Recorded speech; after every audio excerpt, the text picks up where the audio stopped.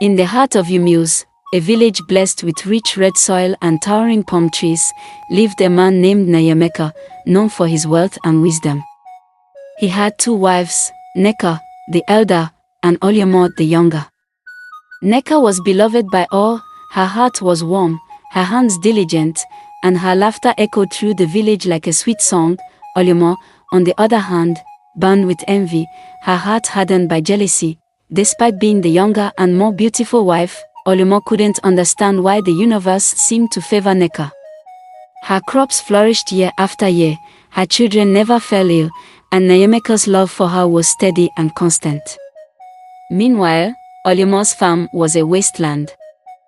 Her children restless, and her husband's attention fleeting, the whispers in the village only added salt to her wounds. Nneka is a true blessing, the women would say as they gathered by the stream. She must be favored by the gods. Unable to bear the thought that Nneka's success might be natural, Oluoma became convinced that her co-wife had some secret, perhaps a charm, or worse, a curse. One fateful evening, with a full moon hanging low over the village, Oluoma made her way through the winding forest paths, her heart pounding with a mixture of fear and resolve. She was heading to Mama Udoka, the fair Dibia who lived on the outskirts of Umuse, a woman whose powers were whispered about but never openly spoken of. Mama Udoka's hut was hidden among ancient trees, their branches twisting like the hands of forgotten ancestors. As Oluoma entered, the air inside was thick with the smell of burning herbs. The Dibia sat, her eyes dark and knowing. "I know why you've come," Mama Udoka said before Oluoma could speak. Oluoma knelt, her voice trembling. "I need a charm. Something to take away Nneka's blessings. She has taken everything from me." The old woman chuckled, a low, ominous sound. "You think she has taken what was never yours? Beware, child, for the path you seek is dangerous. The Aikna, the charm I will give you, is forbidden. It will bring you what you desire, but it will demand something in return." "I don't care," Oluoma cried, her desperation blinding her to the warning. "Give it to me." Mama Udoka handed her a small figurine, carved from ebony and wrapped in black thread. "Bury this at Nneka's doorstep, and by morning, her blessings will wither like a drought-stricken yam. But remember, if your heart is not pure, the charm will turn on you." Oluoma, consumed by jealousy, ignored the warning. Late that night, she buried the charm outside Nneka's house, her hands shaking with anticipation. The next morning, the village buzzed with strange news. Nneka, once the symbol of health and vitality, could barely rise from her bed.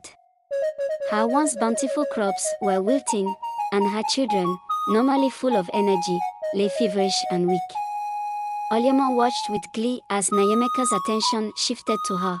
Her joy, however, was short-lived.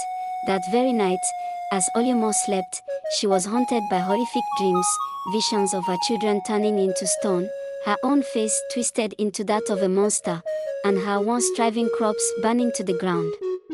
She woke up in a cold sweat, only to find her youngest child feverish and her once blossoming farm beginning to decay. Panicked, Oluoma rushed back to Mama Udoka. "Please, help me. The charm is turning against me." The old Dibia's eyes were cold as she spoke. "I warned you, but your greed blinded you. The charm was never meant for harm. Only a heart full of repentance can lift the curse." Trembling with fear and regret, Oluoma returned to Nneka and fell to her knees. Tears streamed down her face as she confessed everything. "I was wrong. I let envy consume me. Please, forgive me." Nneka, weak but still kind-hearted, placed a gentle hand on Oluoma's shoulder. "We are sisters, Oluoma. I forgive you." Together, they dug up the cursed charm and burned it in the village square under the watchful eyes of the villagers. As the smoke rose into the air, a strange wind blew through the woods. Nneka's health returned, and Oluoma's child recovered. But the villagers would never forget what had transpired. From that day on, Oluoma lived humbly, walking alongside Nneka and learning that true blessings come not from envy or magic but from a pure heart and hard work. I hope you enjoyed the story.